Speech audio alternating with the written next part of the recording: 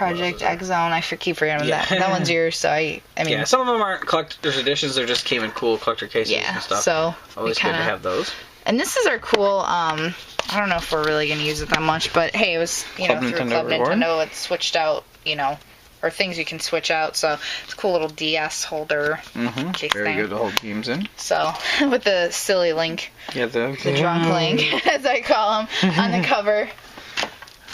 There's that. Next thing, this is just kind of a mishmash shelf. Oof, I am a bit tired. Our Vita collection is still growing, so we don't have a whole lot. And we've got a lot of games from PlayStation Plus, so it makes it easy to. So buying games just isn't really a priority when there's so many free games or really cheap games. Good digital games too. A piece for my Minecraft figure there. This is just a bucket of stuff. Odds and ends. Probably the coolest thing is the Zelda Between Worlds chest, which we have an open one too. Friend hooked me up with this. So lanyards, erasers, cool stickers, tchotchkes. Just cool little tchotchkes. More stickers right there. So that's what that is. Cool Mario Kart flags. This is our Wii U collection. So yeah, I mean with Wii U, it's like you buy a first-party Nintendo game, you're gonna get something awesome out of it. So yeah, every single our one of these Hyrule games Warriors, is really cool. That's not the special edition, is downstairs, the one we play. But that would be in here too. But yeah, just pick one of these first-party Nintendo games, and you're gonna get one of the best games ever. And then I got some cool exclusives. I really liked Wonderful 101 and Zombie U, even though I haven't finished either of them yet. They're very cool games, so yeah, good stuff there. The Super Mario 3D World was awesome. Yeah, we had a great time. Very awesome. Last shelf is Mario plushie. We got it at Goodwill, so he's in a little rough shape, but hey, he's taking up space. Pretty cool to see. He looks pretty cozy. Awesome. Thanks to our friend Pat. Yes, hooked us up with this. So we didn't have to find one in the wild. He's just so freaking cool. Look at that. I mean, not you, Pat, but this. He is cool. This Bowser though is insanely awesome, and he's look at the detail, the spikes and. Yeah, he's really cool. Cracks in his shell and stuff. There's part of me that wants to open this, but not just yet. He just looks nice like that. So. Yeah, he's very cool. And an awesome display Megan has. Yes, thank you to my friend again for hooking me up with this. I love Kirby, so I saw this in one of the stores and I was like, oh, I gotta have it. I like the little wild bees and stuff. And he's sucking them in, which is kind of cool. He's got his O face going on there. Ooh, Kirby's got his O face going on. That was a little inappropriate. Sorry, guys. But just cool display. Just there to look pretty for right now. All right. This is also something else I'm very proud to have in the game room. About last year, beginning of last year, I started collecting Skylanders without having played the games. I still haven't played through all the games. I just really, really like the figures. I'm going to stand on my futon to kind of point some of these out. Up here are all the different legendary variant ones. Kind of hanging out. Cool Springtime Trigger Happy. He's one of my favorites. Jolly Bumble Blast. I tend to like these ones, these variants, more than the legendary ones that Toys R Us has, because the legendary ones tend to, they still look cool, but they're all kind of the same. They're all either black and gold or black and silver or black and white, and they're just they're cool, but it's alright, kind of boring. How it first started, I got a figure. Did it start with our friend Jay? I think it started with our friend Jay. He had these Skylanders figures, wanted to know if we'd be interested in them, and I was like, yeah, definitely. So this was a figure that I got from him. It was one of the first figures that I got. There's that. Yeah, these are probably all my favorite ones up here, which are all the cool variants and stuff. I like collecting them. Yeah, the kickoff content's pretty cool. Yeah. That one. I didn't keep her in the box because she was just too cool. That's the thing. I like these for my own self. I don't really care about reselling them. I just really enjoy them and they're cool. But Scarlet and Genie. Yeah, that's awesome. I really the Giants. like her. Yes. I think Giants was the first one I started to collect for. The first variant I got that made me really get into the variants was this Double Trouble, or I think it was Royal Double Trouble, and I got this from a game store that had it for $6, and I don't think they realized it was a variant. I didn't even at first until I saw one It was green. It was the It was regular green. one, And I was like, yeah. wait, why is that one different? I looked this one up and it went for a lot more on eBay. I was like, oh, okay. So I went back and got it. I just liked it because it was purple. Yeah, So. that's a good one.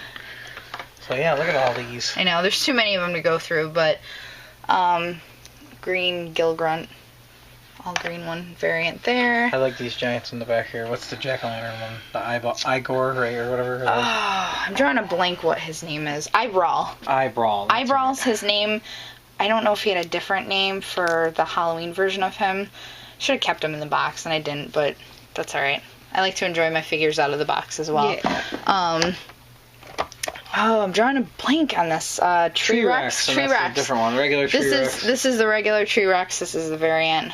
Yeah, I love that guy. I love the detail too, and his like wood and stuff, and the shininess. Yeah, that's an awesome one. There's that. And then down here are the Swap Force ones, right? Tickets there. Yes. I have yet to collect any of the Trap Team ones. Yeah, those are the newest ones that just because I know it's a whole lot of money I don't have right now to spend. But you'll see some variants down here. This is from the Dark Edition. There's a bunch of them. Before I worked at GameStop, I pre-ordered the Dark Edition Swap Force. So I got that. This is one of my favorite figures from Swap Force. The cool like wings. Oh, and I can't remember the name of it. It's one of my favorites, but I can't remember the name of it. It doesn't make sense. Keeping track of all of them. It's like Pokemon. So yeah, there's those. I don't have a ton of the Swap Force ones other than the actual swappy ones, but because I reuse a lot of these. Probably too. This shelf, even though as awesome as this is, and as much as we'd like to have it grow, it's probably going to be halted for a little while because the Amiibo figures that are coming out are probably going to take over our toy collecting. That's why I haven't really collected a whole lot more Skylanders, but I'm not ready to part with them. Yeah, and we'll get more. We'll eventually get like Disney Infinity and that stuff. Yeah. Couple other side things not related to Skylanders that we hang up on the side. There are too many games passes from this year. Yeah, I've got some keychain, different danglers, Minecraft, little ones over here. So yeah, we use the shelf to hang some Video Games Live pendant from last year. Yeah, so keep little things cool up there as well. So the last part of the game room are just odds and ends that aren't games, game-related stuff that's scattered about. Like we got the Sonic the Hedgehog blanket, which I really thought was cool that it had pixel art on it instead of just having Sonic, hand-drawn graphics or whatever on it. We're kind of using it as a makeshift curtain. Because behind this door are all the boxes and junk and everything. It's kind of like we'll take care of that later thing. Yeah. But we want to get it like a nice rod for it and hang this up. Down here we have some odds and ends. I got a Sega Channel shirt in the dark corner over there that I put in a frame to keep nice because it was getting kind of old, so I used to actually wear it. Over here actually is an Jammer Lammy display box, which is pretty uncommon. I'm sure that's... there's not many of those out there in the wild. Our Pac-Man Fever record, of course. And actually, in this dark corner on the side of this TV shelf are our video game soundtracks. So I'll take out one just to show you. Yeah, they're not really picking up on camera, but the cool Grand Vice Theft City Auto, one Vice City. is probably the coolest one out of there. But I got some Final Fantasy ones and stuff too. All right, and then come over here. So we got this cool Minecraft Lego set that we got for $5 at garage sale. I remember we were at a store recently and we saw the newer version of this. It was like $55 new. I'm like, Legos, ridiculous. So, and you'll see we got some display posters and stuff from GameStops and other things. Some friends gave us a couple things like the Skyrim box, and then. Up here, you'll see some of the stuff that you've seen in our pickup videos, like the Monopoly Pokemon edition, the hat my boss got me for the EA Sports. We have some Club Nintendo stuff, and then odds and ends like a Spyro clock, a couple of loose boxes, a broken Xbox, Donkey Kong, and our Mario 64 pinball. So, there's other odds and ends like that that we dress up the room with. And then, actually, if you want to come over here, Megan. Basically the last thing to show, besides some of the old systems that are hooked up, which you saw the games for them, so we have the systems. But loose Genesis games I have up in here. Cassette tape holders, the old wooden ones are great to hold old games. So any loose games like that, I'm actually trying to get away from buying loose Genesis games now, but this is still a very nice thing to hold them in. So, and then a couple odds and ends, like some plushies, the boxes of some of our collectible Zelda editions of systems, my 3DS that Megan got me for our anniversary, and then things I don't have yet to put away, like this Electronic Gaming Monthly that our friend Adam, Gunstar Gaming on YouTube, hooked me up with. So I collect electronic gaming monthlies. If anybody has any EGMs that they don't want, let me know what numbers they are, because I'm not like a diehard to collect it, but I would like to try and get a complete set, because that really spurred this hobby for me, was that magazine. So I have that stored in a closet somewhere, but that's definitely some of my favorite things that I have. So I think that's the main stuff in our game room that we wanted to show.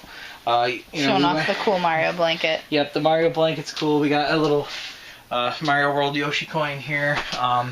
So yeah, we got one last thing just outside of the game room that we'll show you, and that'll complete our tour. So stay tuned. All right, why don't you go over the last thing we got here, Megan? Last little bit, which I think in our last video we showed was continuation of my Zelda Shrine. Cool poster I got at Walmart for really cheap. This is the bag that the Hyrule Warriors that Nate got me from the Nintendo store was in. I think I eventually want to get it framed because it's really cool. For right now, it's just kind of chilling back here. Zelda plushie, Figma figure, the mangas for various Zelda games, a set of them. Cool Link Between Worlds display that I was very fortunate enough to get. Different little danglers, more plushies, one of the Nintendo World figures. Yeah, this is one of our open ones. Yeah, this one I opened because we wanted to open it. I wanted to open it. And then I regretted it afterwards because I was like, oh, I should have kept it in box. But then we found another one. Life finds a way. Right here, yes. Awesome World of Nintendo complete Link figure. Hyrule Historia, strategy guides. Over here, just other game books. You know, cool Capcom 30th anniversary character encyclopedia. Got off Amazon. Friend Alex gave me that cool Eco novel. Yes. Kind of cool. I haven't read it yet, but very awesome addition to the collection. Halo books. Mass Effect books. Tips and secrets and tricks for Tomb Raider Game Boy Color game. Oh yeah. These are all my, like, any Nintendo powers or Game Informers, electronic gaming monthlies, you know, anything that was Zelda related, I put over there. And then this is, and sorry it's coming up kind of dark on camera, but that's okay. Before I worked at GameStop, we, had a Power Up Rewards card, so still do. We still do. So with that comes the awesome Game Informers, which I like collecting. Yeah, because even though they're from GameStop, they sometimes have some really cool cover art, and I think that there's some effort put through. I wouldn't read them to be like, I want to trust their reviews, but yeah, this just is one of my cool articles and previews and stuff. For BioShock Infinite. Really cool. Yeah, I forgot. Murder of Crows. Yeah, which I didn't see. I'll see where that goes back in a second. These retro gamer magazines that are from the UK are actually really so cool. Get those at Barnes & Noble. I want to get more of those. They're a little expensive, but I do want to get more eventually. Kingdom Hearts graphic novel, Zelda Monopoly that I got from it's the GameStop edition. Yeah, that was in our pickup video. I knew that was gonna happen. They're all falling, which happens. That's why I have the Zelda Monopoly there. Alright, let's see if I can get this back on before it falls again. That's what happens though. Okay, I think we're good. Various strategy guides, art books. Yeah, it's pretty much the last shelf. Yeah, just mostly strategy guides and art books. The art of video games, really cool. We got that when the Everson had the Art of Video Games exhibit. Awesome Skyrim art book, which is one of my favorites that I got recently. A little bit of everything in there. Art of Halo, Half-Life art, and that's pretty much it. Pretty much our collection, folks. Yeah. Except for a couple standees here and there scattered throughout the house, but I'll show those another time.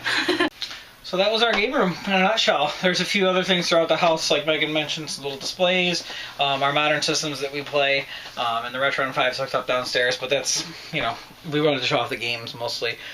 So, again, we don't really have anything that's like, make you fall on your back, oh my gosh, look what he has, look what she has, but we have a good variety. I think that's what we like going for, is like a nice varied library of games with some higher price games in there, and then I think we have a lot of medium price games. A lot of games that, like, if we just lost all this and had to buy all over again, we'd have to spend like $30 to $50 a piece. on all those games to get them back. So, which I'm hoping it never comes to that. No, This is our nest egg. but it's good to have this, and it's so many great memories, and it's what we collect for, Definitely. Thank you. I'm turning around so Nate can film me a little bit. Thank you for watching this video, because we're gonna split it into 2 parts. Although you probably already know that. Yeah. This is part 2. But yeah, we want to do this for a while. Show you guys what we have. Feel free to comment, like. We don't usually trade, but if there's something you really want of ours that we really want of yours, might be able to look something up. We'll see. So just message us.